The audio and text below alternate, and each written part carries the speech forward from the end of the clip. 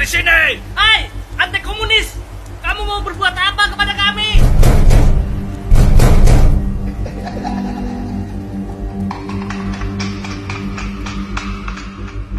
Worldwide Production present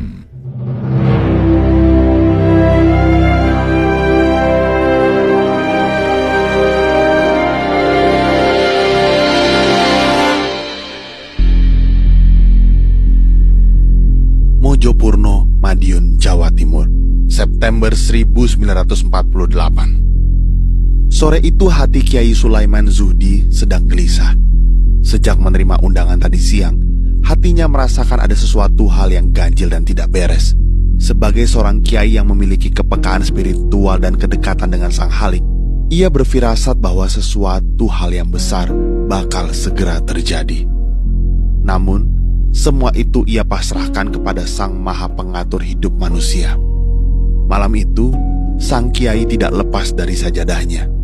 Ia terus melakukan salat serta berzikir, berdoa, dan memohon keselamatan kepada Allah.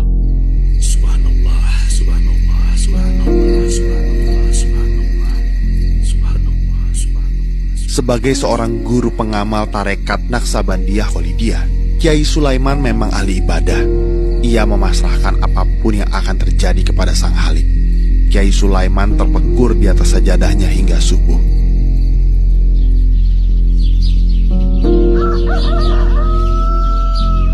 Pagi pun datang. Ibadah yang ia lakukan sepanjang malam itu telah memberinya kekuatan mental dan kesiapan. Ia pun sudah ikhlas dengan apapun yang bakal terjadi dan menimpa dirinya. Bu, Bapak rapat dulu di kabupaten ya. Iya, Pak. Loh, tapi Bapak kenapa murung? Biasa aja kok, Bu. Bu, titip Ayul Umam ya. Usai sarapan yang telah disiapkan istrinya, Kiai Sulaiman bergegas pergi memenuhi undangan rapat di kabupaten. Tak lupa ia titip pesan kepada pembantu yang merawat anaknya, Ayul Umam, baik-baik. Ayul Umam saat itu masih berumur 2 tahun. Begitu sampai di tempat tujuan, ternyata tidak ada kegiatan rapat sama sekali. Beberapa orang PKI dan tentara komunis FDR menyambut kedatangan Kiai Sulaiman.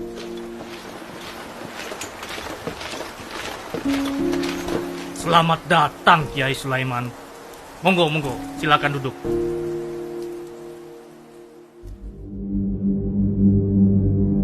Rupanya di situ juga sudah ada para tokoh yang dikecoh oleh undangan bodong itu. Bersama ratusan tokoh dan para santri dari berbagai daerah lainnya, mereka kemudian digiring ke pabrik gula Goranggareng. Mereka dikumpulkan di loji atau gedung di pabrik itu.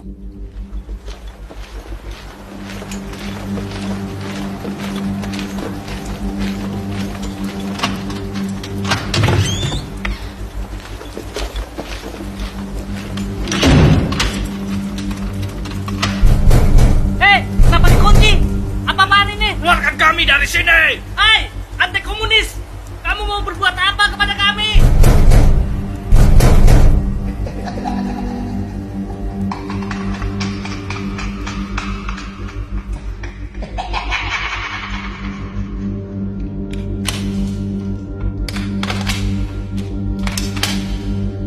Modar kalian semua.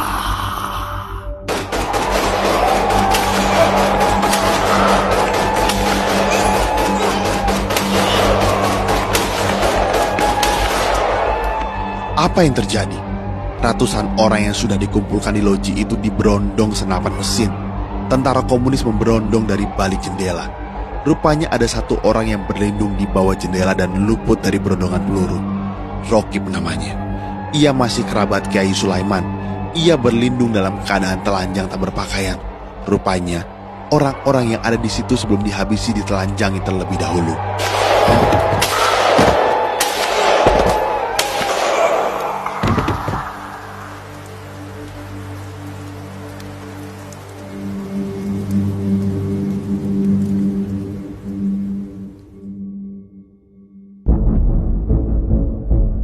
Masih ada rombongan lain di kabupaten yang dikumpulkan komplotan PKI.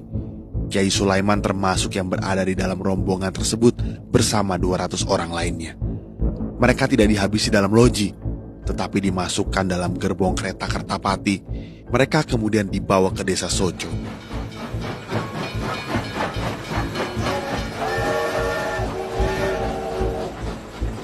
Gerombolan PKI menggiring para kiai sambil menodongkan senjata. Sampean masuk ke dalam. Tidak. Aku ini mau kau apakan? Wes kowe menengae. Masuk. Ternyata di tempat ini terdapat 2 sumur tua.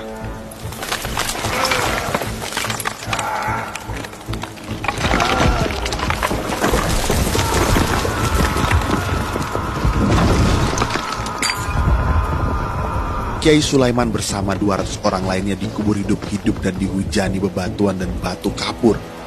Namun kiai ini tidak langsung mati. Warga desa Sojo mendengar suara zikir.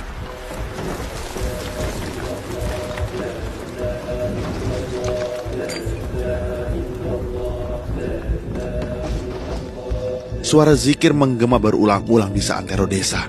Namun penduduk tidak tahu dari mana suara zikir itu berasal. Dan suara zikir itu masih didengar para warga selama 7 hari.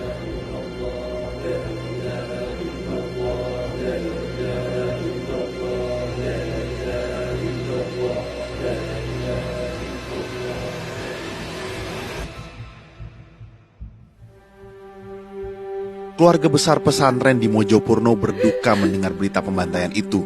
Lebih sedih lagi, manakala jasad kiai mereka belum juga ditemukan. Lokasi pembantaian itu memang sangat dirahasiakan oleh PKI. Masyarakat dan para santri sudah putus asa mencari-cari. Allah Maha Besar dan Maha Tahu akan senantiasa memberikan petunjuk dan memberi pertolongan kepada hamba-hambanya dengan cara yang tidak diduga. Lokasi pembantaian itu akhirnya diketahui 100 hari kemudian. Ini gara-gara ada seorang anggota tentara komunis FDR yang melewati desa tiba-tiba kesurupan dan mengigau bahwa ia ikut melakukan pembantaian di Sumur Sojo. Aku sing pateni santri nang loji. Aku sing ngubur kiai hidup-hidup nang sumur. Aku sing pateni santri nang loji. Aku sing ngubur kiai hidup-hidup nang sumur.